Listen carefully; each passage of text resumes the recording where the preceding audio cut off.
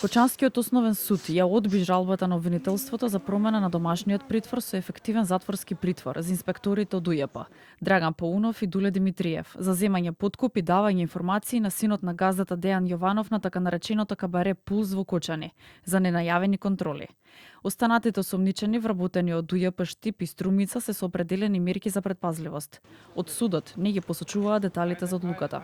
Советот од член 25 став 5 од Законот за кривична постапка при Основен суд Кочани, постапувајќи по изјавените жалби од страна на ОЈО Кочани против решенијата на судија на претходна постапка со кој спрема двајца осомничени им беше определена мерка за обезбедување присуство, куќен притвор, ги одбил изјавените жалби на ОЈО Кочани против истите и донесените решенија на судијата на претходна постапка ги потврдил.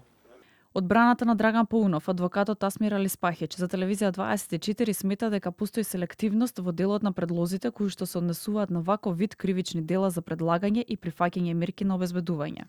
Од тука сметаме дека треба да биде уважена нашата жалба и да се бранат од слобода со определување на други мерки на предпазливост, како редовно јавување во основниот Кочански суд, со одземање на патна исправа и секако други мерки кои што се предвидени согласно Закон за кривична постапка.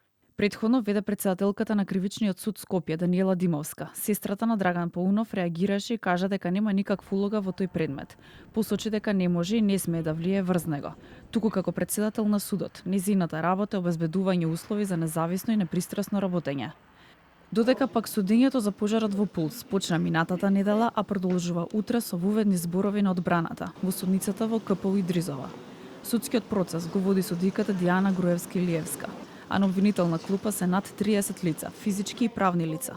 На 16 март оваа година во пожарот над 60 лица го изгубија животот, млади и дел од членовите на музичката група ДНК, а околу 200 беа повредени.